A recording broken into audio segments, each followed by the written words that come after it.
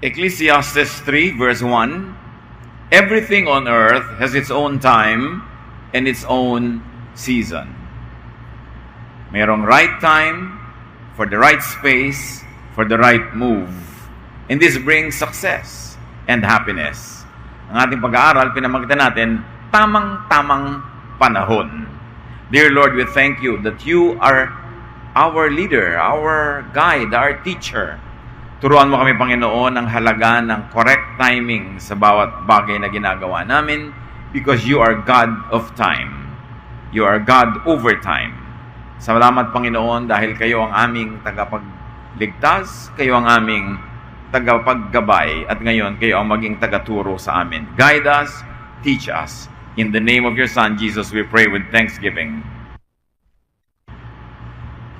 Laging tanong ng mga tao, ano kaya ang gagawin ko? Hindi ko alam ang gagawin. Kailan ko kaya dapat gawin ang mga bagay na hindi ko alam kung kailan ko gagawin? At napakaraming tagumpay o kabiguan ang nakasalalay sa timing. There is good, there is ungood, and there is bad timing for every thought or act. Hindi ko mo good yung thought, good na yun all the time. Dapat good pa rin yung timing. But of course, bad is always bad. So, hindi sapat na meron kang good intention, dapat meron ka rin good timing. Hindi sapat na meron kang good mission, meron kang good activity, dapat meron kang perfect timing. So, what is good timing? Good timing means it is clearly good. Wala kang agam-agam. At pagka ang isang iniisip, ang isang bagay na gustong gawin, ang isang plano, ang isang aktibidad, ay good, dapat ito ay magaan sa pakiramdam. Ito ay nakabukas, hindi nakasara na pinipilit mong buksan. Maluwag sa dibdib, hindi pilit. It is auspicious. In other words, every step that you take, if it's a good time to take that correct step, may mga bumubuka mga pinto, meron kang nakikitang mga liwanag, at lalo mong naiintindihan na yes, tama ang timing ng ginagawa ko. So ano pa yun? Pagka good timing, it is confirmed and affirmed to be good by knowledge. Yung good timing, meron kang gustong gawin, meron kang gustong sabihin, meron kang gustong simulan, meron kang gustong puntahan. Good timing kung alam mo sa abot ng iyong alam at karunungan na yun ay tamang timing. Hindi na natin pinag-uusapan kung tama yung gagawin, pinag-uusapan natin tamang timing. Magbubukas ba ako ng negosyo ngayon? Ibubunyag ko na ba ang aking lihim? Pagsasabihan ko na ba yung isang tao? May ipagtatapat ba ako sa kanya? Papagalitan ko ba siya? Susuyuin ko ba siya ngayon? Didisiplinahin ko ba? Tama ba ang timing ko? Proverbs 14:8, why is a clever person wise? Because he knows what to do. And if I may add, when to do it. Why is a stupid person foolish? Because he only thinks he knows, but he actually doesn't. There is a big gap between the wise and the foolish. And for you to be wise, you should know that you are not wise. But those who think they are wise are the foolish ones. It takes a certain folly to think that you are right. And always right. Pagka may mag-a-apply sa trabaho, at tatanungin ko siya, alam mo ba ang trabaho? Kayang-kaya mo ba yung gawin? Pag ang sagot, kayang-kaya ko, alam ko, mas hindi ko tatanggapin yun. Mas magdududa pa ako doon. Kesa sa, sisikapin ko po, sa abot ng aking makakaya, gagawin ko. Kasi nakakaduda yung taong alam niya. Kasi kadalasan yun ang taong bulag. Yun ang taong nakasara ang isip, yung alam na alam niya. Hindi mo na maturuan, hindi mo na mapaalalakanan, hindi mo ma-correct. Kasi alam niya, kadalasan, yun ang taong mali. Pero yung taong tentative about her or his correctness, laging nagtatanong, nakikinig sa payo, yun pa ang pwedeng pagtiwalaan. So good timing is confirmed and affirmed by inner conviction. Pagka meron kang gustong gawin, good timing ba kung one, sa abot ng iyong alam, good yon. At number 2, sa puso mo, sa kalooban mo, komportable kang gawin yon sa oras na yon. there should be inner conviction. Why? Because the Spirit intercedes with sighs too deep for human words. May mga hindi alam ang isip, hindi naaabot ng karunungan na espiritu lang ang nakakaramdam. Kaya malaking factor ang pakiramdam. Ano ba ang pakiramdam mo? Especially kung ang pakiramdam na ito ay hinahasa, laging nakasubmit to God's will, nakababad sa salita ng Diyos, mas nagiging kapani-paniwala yung nararamdaman ng iyong kalooban. John 12:27, now my soul is troubled, and what should I say? Father, save me from this hour? No, it is for this reason that I have come to this hour. So meron siyang agam-agam, meron siyang mga iniisip, pero sa kalooban niya, alam niya na yun ang tama, yun ang kalooban ng Diyos, kaya nagiging buo sa kanyang loob na gawin sa oras na yun ang dapat niyang gawin. Good timing is confirmed and affirmed by outward events and factors. May Diyos na lumikha sa lahat. May Diyos na nagbibigay ng kaayusan sa lahat. May Diyos na sinusunod ng hangin, ng ulan, ng buwan, ng mga planeta. Therefore, kung maganda ang timing, kalooban yun ng Diyos, makikita mo sa mga nangyayari sa paligid. Halimbawa, itatanong mo, maganda bang timing na magbukas ako ngayon ng ganitong negosyo? Pagkatapos, dumadating sa iyong harapan ang mga taong pwedeng makatulong sa iyo, mga supplier, mga investors o clients. Pagkatapos, gusto mo magtayo ng tindahan, biglang nagkakaroon ka ng alam na eto yung space, maganda, pwedeng ma-rent, available to you. Ganon. Kasi dapat sensitive ka sa nangyayari sa paligid. Kasi ang nangyayari sa paligid ay nagsasalita rin. Hindi mo dapat ipagpilitan ang gusto mo kahit pinipigil ka ng hangin, pinipigil ka ng buwan, pinipigil ka ng alon. Useless na lumangoy laban sa agos. Useless na lumangoy laban sa alon. Labanan mo yung tide. Maraming ganon. Si Magellan, isa sa mga dahilan kaya sila napatay nila Lapu-Lapu sa Mactan. Hindi nasa panig nila yung tide. Mababa, low tide nung sinalakay nila ang Mactan. Hindi makalapit doon sa island yung kanilang mga barko. Therefore, hindi abot ng range ng kanilang mga kanyon yung Mactan. Napilitan silang lumusong sa tubig dahil hindi na makalapit ang kanilang mga barko. Ang bibigat ng armor nila, ang haba-haba pa ng lalakarin, sinalubong na sila ng mga tauhan nila Lapu-Lapu, kaya sila naubos doon. Bad timing. Tide lang yun. So, dapat tinitingnan mo saan papunta ang alon, ano ang tide, ano ang hangin. Alam nga naman na may bagyo next week, ngayon ka magsisimula magtanim. Tinitingnan mo ang nangyayari sa paligid. Kasi, Diyos ang Diyos ng kalikasan. Diyos ang Diyos ng kapaligiran. Nagsasalita din siya dyan kung pinipigil ka o ina-encourage ka. Proverbs 10:5, at harvest season, it's smart to work hard, but stupid to sleep. So ano mong harvest season? Maganda ang panahon. Matutulog ka. Sayang. Tapos kung kailan din na pwedeng harvest season, may iiwan ka ng panahon. Alam niyo ba na may panahon ng pag-harvest halimbawa ng palay? Kung tutulog-tulog ka, nag-harvest na yung mga kapitbahay mo, mga bukid mo na lang hindi na-harvest, uubusin niya ng daga. Kasi nawalan na ng ibang bukid na pwede nilang kainin. Bukid mo na lang ang merong bigas o may palay, kakainin niya ng daga. Kaya dapat kasabay ka nung iba. Timing is important. Para magkaroon ka ng tagumpay sa buhay. Ecclesiastes 3:11, He has set the right time for everything. So I realized that all we can do is to be happy and do the best we can while we are still alive. Or may I add, while we still can, or when the time is good. Sabi ganon, may panahon ang bawat bagay. Hindi ka sige ng sige. Tinitingnan mo, tama ba ang panahon? And when it's good to go, your brain, your intelligence, your knowledge tells you it's good. Your feelings, your heart tells you it's good. Outward event tells you it's good. Then go. Kailangan nag-agree-agree yun. Now, there is such a thing as ungood timing. Hindi pa yan yung bad timing. Ungood pa lang. And that means it is unclear if it is good or bad. Good timing is clearly good. When it is not clear to be good or bad, but not clearly bad, then I call it ungood timing. Halimbawa, si Abraham at si Sarah, Matanda na sila, wala pa silang anak. May pangako ang Diyos na magkakaroon sila ng anak.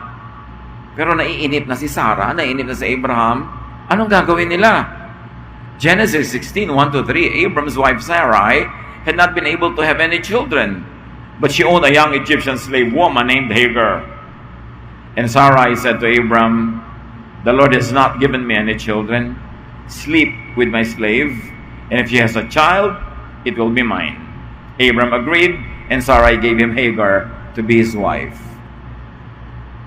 It was not clear if it was a good or bad timing to do that. Kasi may advantage. Magkakaanak na sila. Kasi pag may alipin kang babae, pinaanakan mo sa husband mo, nung unang panahon, ganun yung morals nila. Kasi naman kahit moral sa Bible, naiiba rin eh. So, yun na yung anak nung maid mo. At yun ang hinangad nitong si Sarai, magkaroon ng anak through the maid. May advantage. Pero ang laki din ang nag-advantage kasi nagkagulo-gulo yung bahay na yon nung naging dalawa ang babae sa buhay nitong si Abram. So, it wasn't clearly a good thing to do. Well, it wasn't clearly very bad because it was practiced during the time. So, it is an ungood timing. May advantage, may disadvantage, nakakalito. There is doubt, and there is hesitation. Ano yung ungood timing? Not clearly bad, not clearly good, ungood. Hati ang loob mo. Nagdadalawang isip ka. Ngayon na ba ako mag-a-abroad? Ang anak ko ay 1-year-old pa lang? Baka lumaki to na hindi ako kakilala. O hihintayin ko ba na mag-grade 6 na siya, kilala na niya ako, pero saan naman ako kukuha ng pang-enroll niya from grade 1 to 6? Not clear. Therefore, it's an ungood time because it is not clear. Nagdadalawang loob ka, tulad ni Pilate. Hinatulan niya si Jesus sa mapako sa krus, pero hindi naman siya sure sa ginagawa niya eh. Matthew 27:24, Pilate saw that there was nothing he could do and that the people were starting to riot. So he took some water and washed his hands in front of them and said, "I won't have anything to do with the killing of this man. You are the ones doing it." Of course, nagpapalusot lang siya. Without his signature, hindi pwedeng hatulan si Jesus ng kamatayan. Pero nakita niya, ang mga tao nagkakagulo, nagrarayot, demanding that Jesus be crucified. Yun ang problema sa timing. Pag may parang threat, merong deadline. Mahirap yung may deadline. Katulad doon, mga tao para magrarayot na. Deadline na to, kailangang kumilos na. Pero alam niya na hindi tama ang gagawin niya because in the legal mind of Pilate and Roman law, walang offense si Jesus that was worthy of the crucifixion that he suffered from. Pero ginawa pa rin niya. May doubt siya, may hesitation. It was a very ungood timing. Ngayon, ano ang bad timing? That which is clearly bad. Nagyagyara-gyara doon sa isang probinsya, ngayon ka pa pupunta. Clearly, it's a bad timing.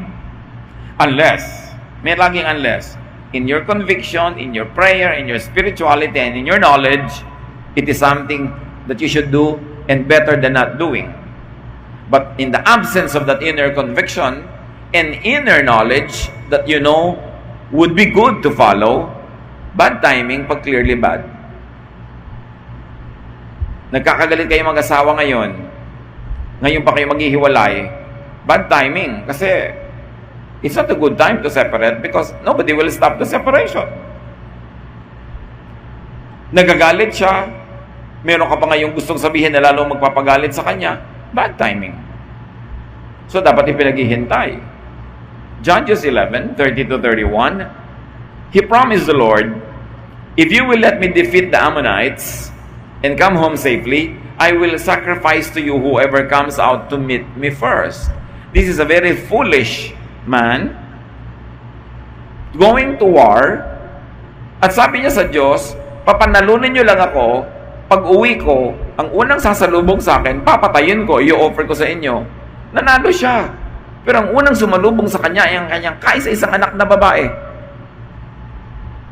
So, pinatay niya. Kasi sabi niya, pinangako niya eh. But it's a very bad timing to make such a promise. Why?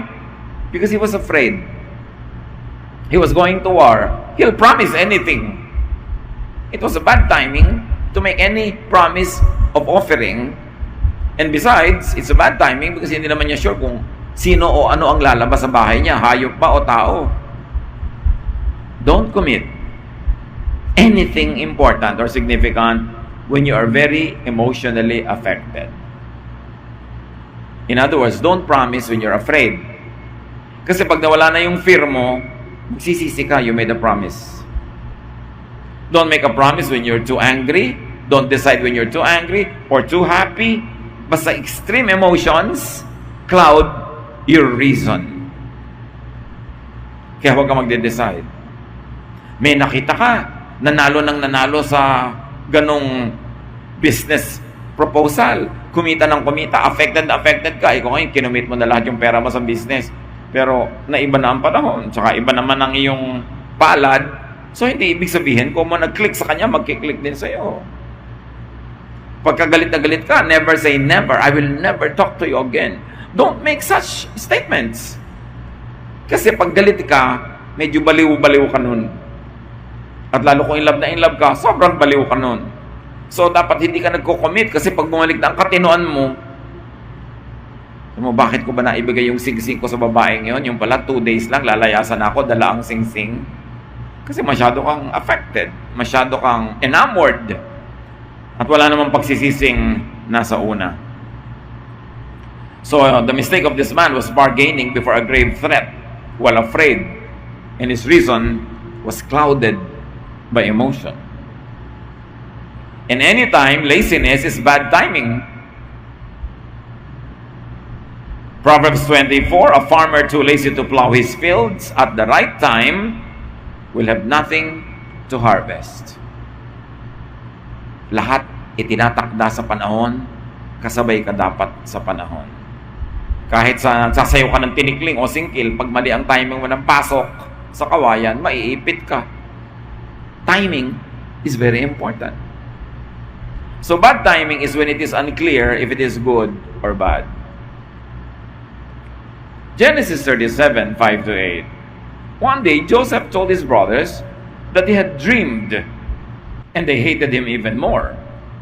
Joseph said, "Let me tell you about my dream. We were out in the field tying up bundles of wheat. Suddenly my bundles stood up, and your bundles gathered around and bowed down to it." His brothers asked, "Do you really think you're going to be king and rule over us?" Now they hated Joseph even more than ever because of what he had said about his dream. Now, tama naman, totoo na naginip siya na yung bigkis ng kanyang mga trigo tumayo at yung bigkis ng mga trigo ng mga kapatid niya nagbow.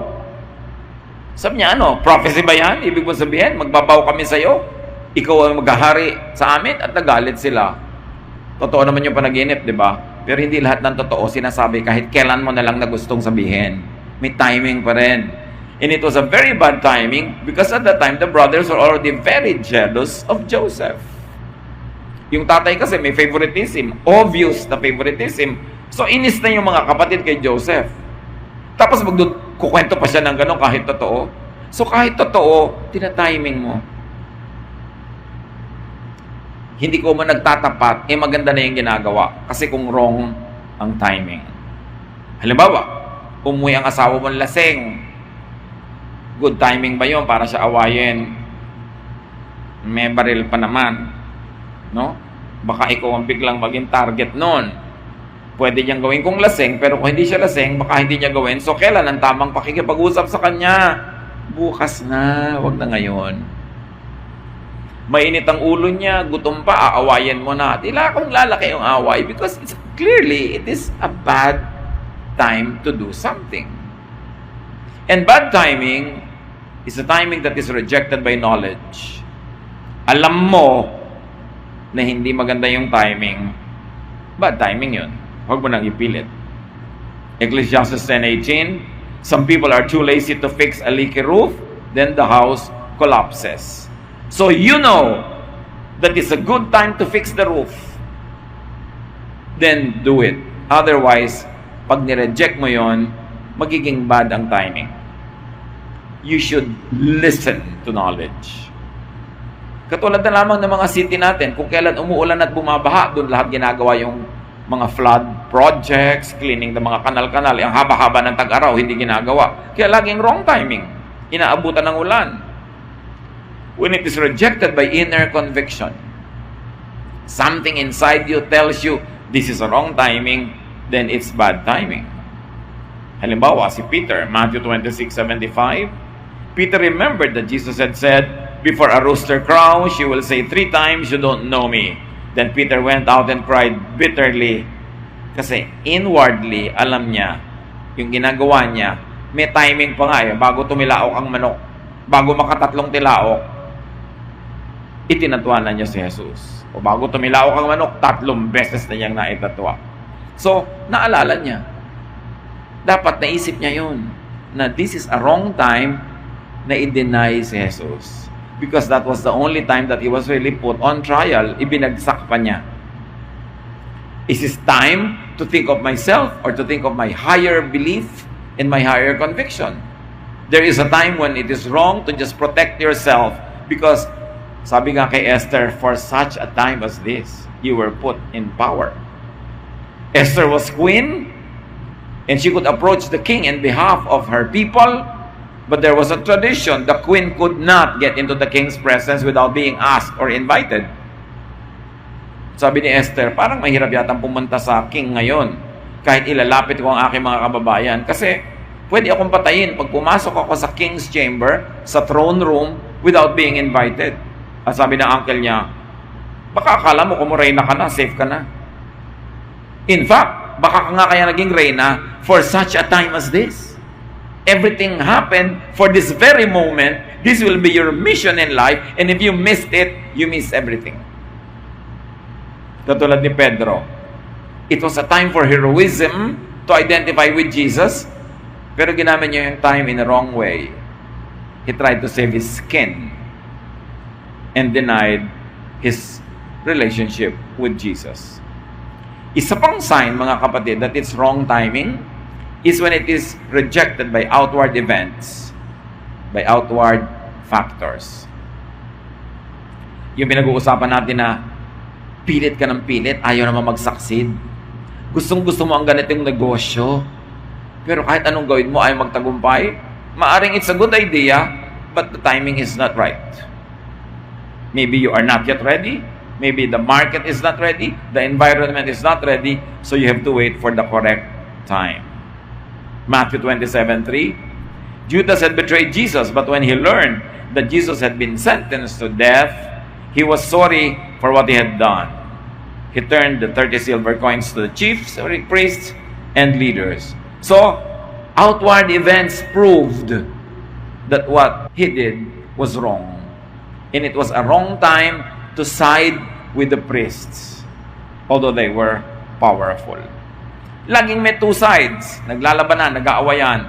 Is it a good time to side with this group or with that group? The outward events will tell you if it's really good or bad timing. If timing isn't good or outright bad, don't act. Don't move. This is the heart of the matter, mga kapatid. Pag hindi sure, hindi sinasabi ng knowledge, ng puso, ng espiritu at ng outward events that it is good, don't act. Luke 14:28-30. Suppose one of you wants to build a tower. What is the first thing you will do? Won't you sit down and figure out how much it will cost? And if you have enough money to pay for it. Otherwise, you will start building the tower, but not be able to finish.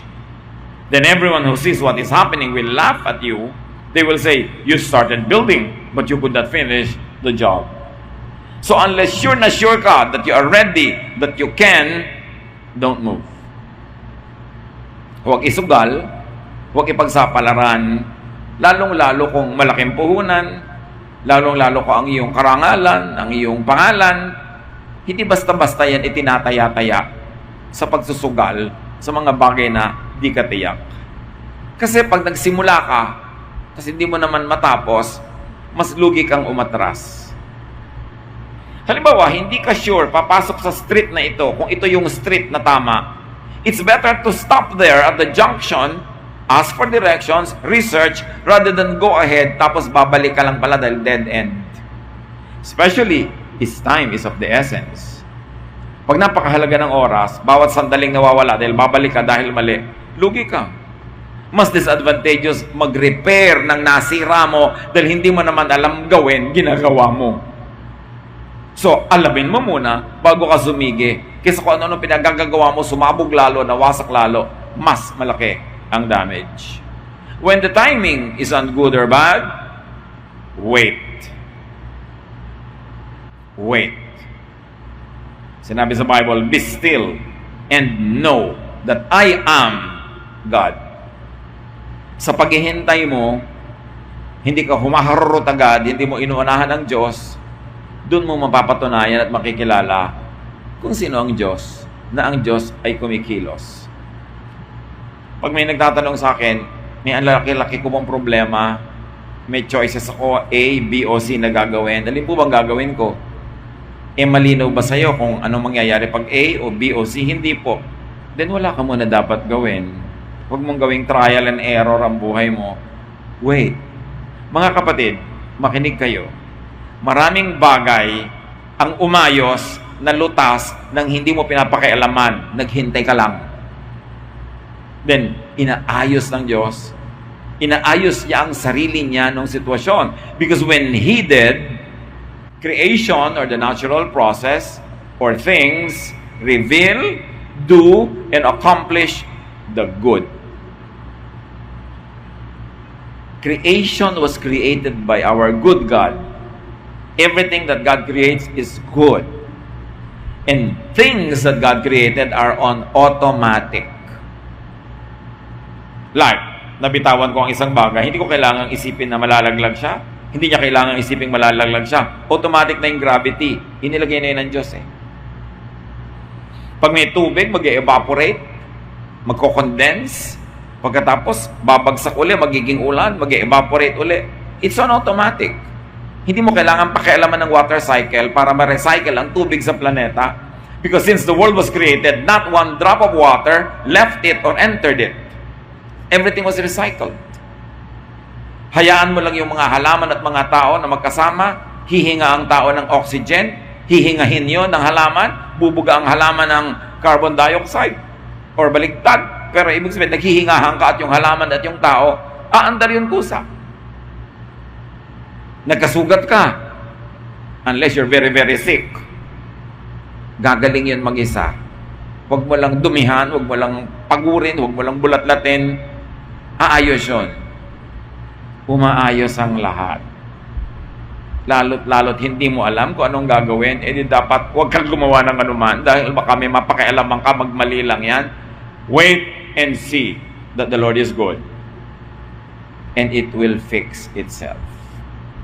Ngayon, iba yung alam mo na ang dapat mong gawin. Alam mo ang tamang gawin. Gawin mo na. Pero yung wala kang alam, mga kapatid, huwag kayong gumawa ng anuman. Hintayin nyo that nature, the universe will move and fix itself. Romans 1:20. Ever since God created the world, His invisible qualities, both His eternal power and His divine nature, have been clearly seen. They are perceived in the things that God has made, so people have no excuse at all. So, ganun, lahat ng ginawa ng Diyos, makikilala mo ang Diyos pag umaandar lahat ng ginawa niya. And the less you interfere with it, the better at times. Remember, move only when it is clearly good to move. When it is ungood or when it is bad to move, don't move.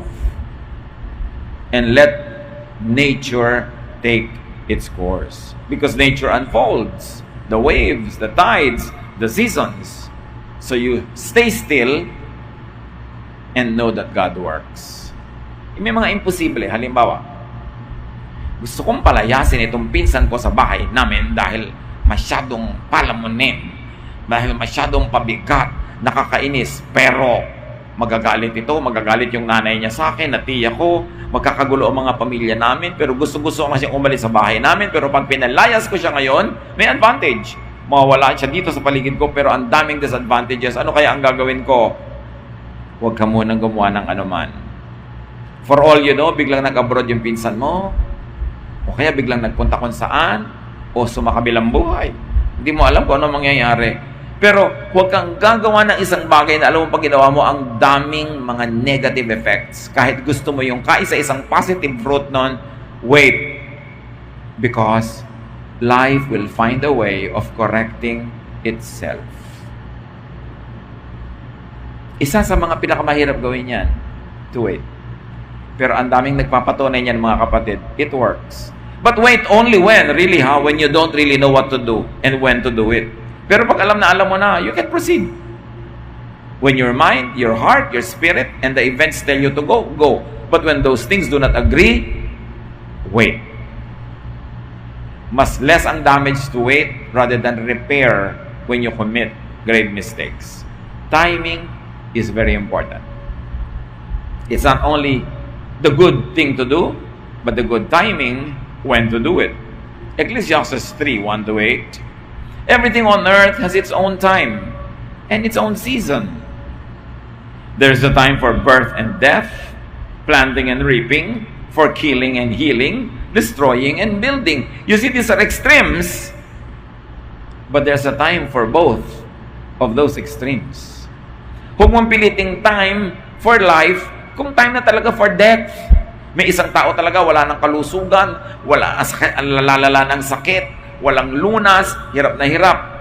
Baka time for death na yun. Ipagpipilitan mo, palalabanan mo. Samantala nung buhay na buhay siya, hindi mo inaalagaan, hindi mo pinupuntahan, pinipilit mo maging time for death, life pa yung time niya, wala ka sa timing. So there's life and death, there's beginning and ending. Know the times. Sumakay sa panahon. Tulad ng sasakay ka sa alon, sa agos, may panahon ng lahat. There's a time for crying and laughing, for weeping and dancing. Extremes. Party time ngayon, magsaya ka. May libing bukas, doon ka lumungkot. Hindi pinagbabalibaligtad mo. Na nagsasaya kami, naglulungkot ka dyan, nagre-relax kami, nakiinis ka dyan. Wrong timing. So sumakay sa panahon. There's time for moods. Know the seasons. Respect the mood of the season and respect the mood of other people. There's a time for throwing stones and gathering stones, for embracing and parting. There is a time for finding and losing, keeping and giving, for tearing and sowing, for listening and speaking. There's also a time for love and hate, for war and peace. Happy is the person who knows the season and respects it. Hindi mo binabaligtad ang panahon, sumasakay ka sa panahon dahil matagal nang itinakda ng Diyos ang mga panapanahon. Therefore, ride the wind, ride the waves, ride the current. Swim against the current only when your mind, your spirit, outward events, and the Word of God tells you to do so. Otherwise, why don't you relax and enjoy life and ride the moment? Do the right thing at the right time, in the right speed, and you will find success, fruitfulness, happiness. Dear Lord, turuan niyo po kami ng timing. Madalas, naituro niyo na at alam na namin kung anong tama, alin ang mali. Pero yung timing, complex. Kailangan namin ng guidance niyo, Lord. When is it good to speak? When is it good to be silent? When it is good to plant or to harvest? When it is good to embrace or to refrain from embracing? Teach us. Your wisdom is the only power that can make us do the right thing at the right time. We open up ourselves to you, Lord, and ask you, inhabit our mind, inhabit our hearts, teach us correct, good, and excellent timing in everything we do. Pray, think about these things, church. Be silent before the Lord. Review yung mga wrong timing, yung mga tama niyong ginawa pero mali ang timing. And learn from these things. Dear Lord, as your people remain silent for a while, speak to us. Ipakita mo sa amin ang mga naging mistake namin na timing at tama. And let us learn from those mistakes. Let us learn from the right things we do. And we pray, O Lord, that next time when we have to make a decision, when we have to make a move, when we have to do something, we will do it in your perfect time. Be with the Lord in silent reflection.